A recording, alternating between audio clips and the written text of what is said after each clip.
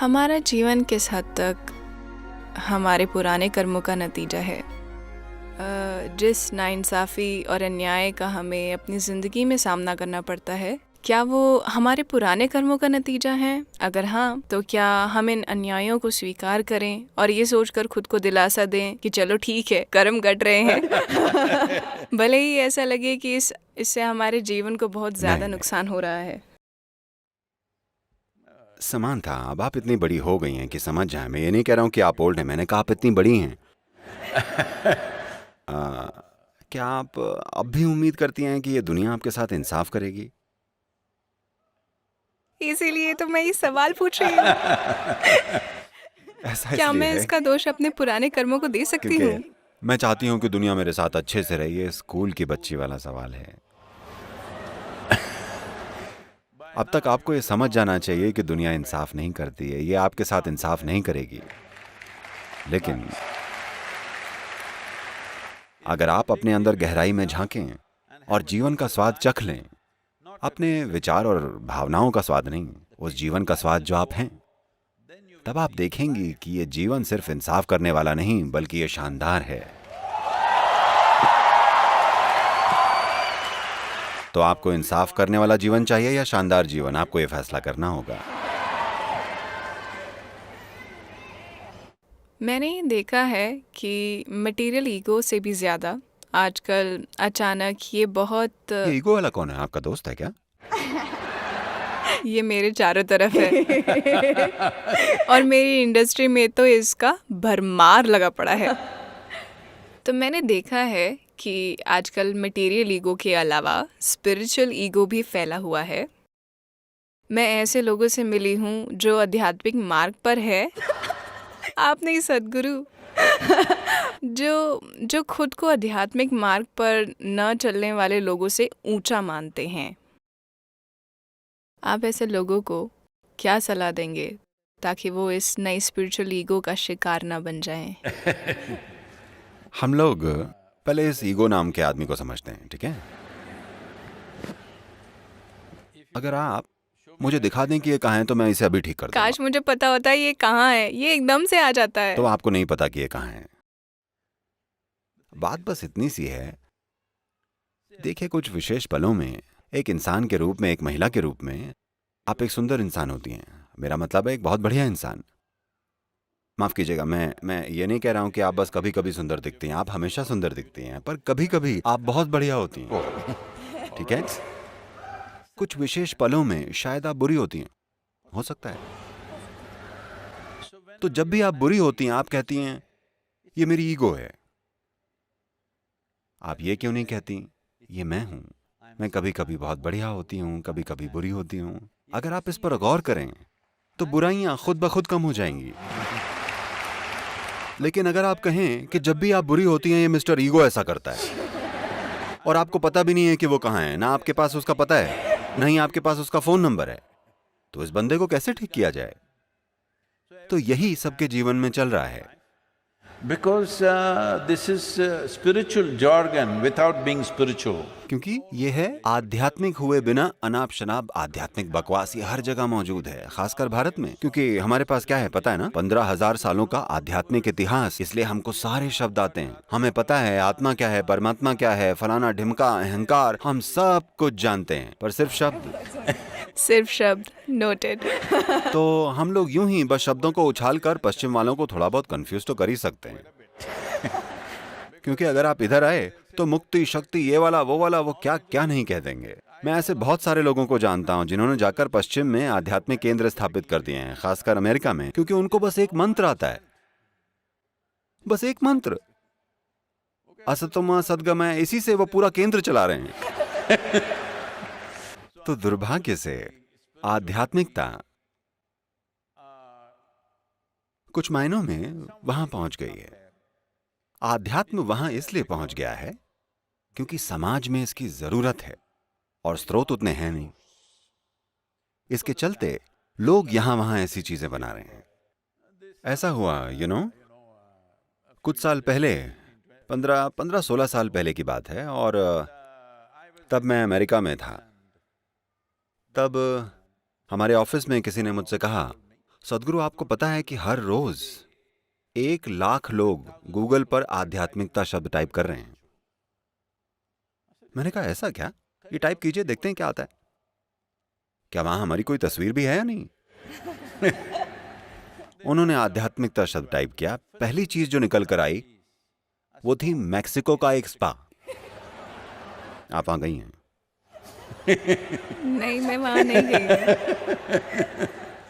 और अगली चीज जो निकल कर आई वो थी उत्तरी कैलिफोर्निया में एक कॉल गर्ल। उसने वो सारे SEO सीख रखे हैं। हर चीज के लिए वो आध्यात्मिक आध्यात्मिक आध्यात्मिक लिखती है। उसने 108 बार वेबसाइट पर आध्यात्मिकता शब्द डाला हुआ था।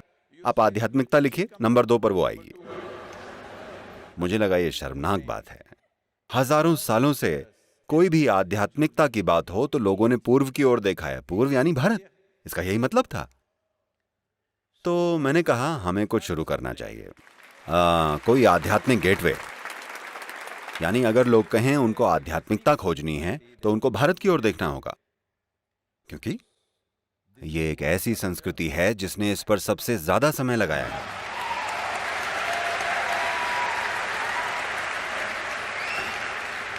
Maximum amount of time exploring human consciousness and the mechanics. मानव चेतना और इंसानी मशीन के मैकेनिक्स की खोज में सबसे ज्यादा समय लगाया है कि ये सतह पर और आंतरिक स्तर पर कैसे काम करता है, ये काम कैसे करता है, हम इसके लिए क्या कर सकते हैं। इस सब की खोजबीन की गई है। ये मैं इसलिए नहीं कह रहा हूँ क्योंकि मैं भारत से हूँ। दुनिया को करीब से देखने के बाद ये कह रहा हूँ कि आध्यात्म को कहीं और Has it been looked at like this? इस तरह से नहीं देखा गया है। तो मैंने कहा कि हमें एक आध्यात्मिक गेटवे बनाना चाहिए। भारत यानी एक आध्यात्मिक द्वार। मुझे आपको बताना चाहिए, लगभग 15 साल पहले तक मैं भारत में किसी भी गुरु से नहीं मिला था। मैं बस यूं ही नहीं मिला, मैं बस अपना काम करने में बिजी था। मैंने कभी नहीं सोचा कि मुझे जाकर किसी से मिलना पड़ेगा। मैं कभी किसी दूसरे आश्रम में भी नहीं गया। और फिर मैंने सोचा ठीक है, मैं एक कोशिश करता हूं। फिर मैंने कुछ फोन कॉल किए, उन सब ने मेरा फोन अच्छे से रिसीव किया और फिर मैं कुछ लोगों के पास जाने लगा और जुड़ने लगा। 125 गुरुओं के साथ हमारी एक मीटिंग हुई। हमने ये नियम बनाया कि कोई भी अपनी फिलॉसफी की बात नहीं करेगा। आप अपनी फिलॉसफी रखिए, ये बस एक मीटिंग है। ये मीटिंग सिर्फ अपने आश्रम या अपने योग केंद्र या आपका जो कुछ भी है उसको बेहतर बनाने के लिए है। हम आपको मैनेजमेंट सिखाएंगे, हम आपको ब्रांडिंग सिखाएंगे, हम आपको सिखाएंगे कि वेबसाइट कैसे बनाते हैं, हम आपको सिखाएंगे कि अंतर्राष्ट्रीय समुदायों के सामने खुद को प्रस्तुत कैसे करना है। आपकी फिलॉसफी आप हमारी मत छुइए, हम आपकी नहीं छुएंगे। आप अपना काम करते रहिए, क्योंकि यही संस्कृति की खूबसूरती है कि ये सैकड़ों रूपों में, हजारों रूपों में रह सकती है और हमको ये चलेगा। तो जब मैं ये सब कर रहा था, खैर मैं कई शानदार लोगों से मिला, लेकिन इसके साथ साथ कम से कम 60 से 65% लोग मुझे कहते हुए दुख हो रहा है। मैंने पाया कि अगर मैं हवाई अड्डे या गोल्फ कोर्स में जाऊं तो मुझे बेहतर लोग मिलते हैं इन तथाकथित आध्यात्मिक केंद्रों की तुलना में, क्योंकि ये अनाप शनाप चीजों से भरे हैं। No heart, no depth, no profoundness. कोई दिल नहीं है, न कोई गहराई है, न गहनता है। बस एक एक मंत्र है, एक एक बकवास है, एक फिलॉसफी है जो उन्होंने कहीं से पढ़ ली है। ये ऐसे ही चल रहा है, इसे बदलने की जरूरत है। तो लोगों में ये गहराई लाने के लिए जैसे जैसे लोग मेरे करीब आते जाते हैं, मैं उनके साथ ज्यादा से ज्यादा कठोर होता चला जाता। जो मेरे बहुत करीब हैं उनके लिए मैं बेहद निर्दयी हूँ। Yes. क्योंकि आध्यात्म में बस सत्यनिष्ठा लेकर आना इतना मुश्किल है।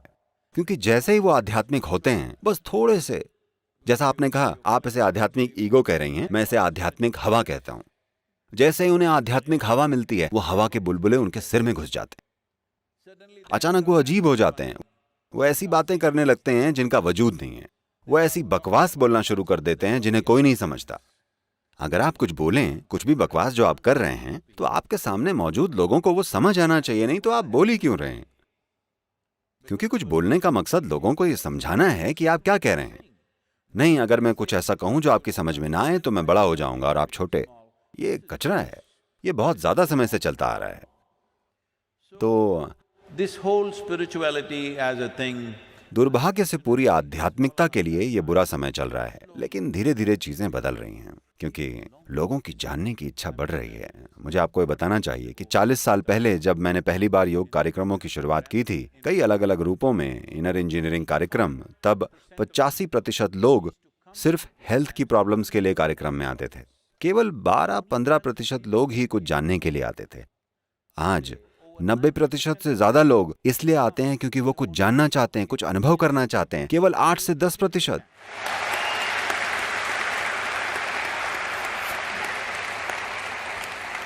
केवल 8 से 10% ही सेहत से जुड़े इश्यूज के लिए आ रहे हैं, जो कि इंसानी चेतना में एक बहुत महत्वपूर्ण बदलाव है। अब अगर इस ईगो वाली बात की बात करें तो ये एक चीज है जिसे हमें ठीक कर लेना चाहिए। देखिए, आपके अंदर सिर्फ एक इंसान है या दो?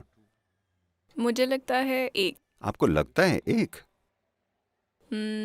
मैं एक ही कहूँगी। एक। इसका मतलब है आप एक इंडिविजुअल हैं। इंडिविजुअल शब्द इंडिविजिबल से आया है, यानी जिसके और टुकड़े नहीं किए जा सकते। ये अच्छा है कि आप एक व्यक्ति हैं, कि आप इंडिविजुअल हैं। अगर आप दो हैं तो आप या तो स्किज़ोफ्रेनिक हैं या आप किसी के वश में हैं।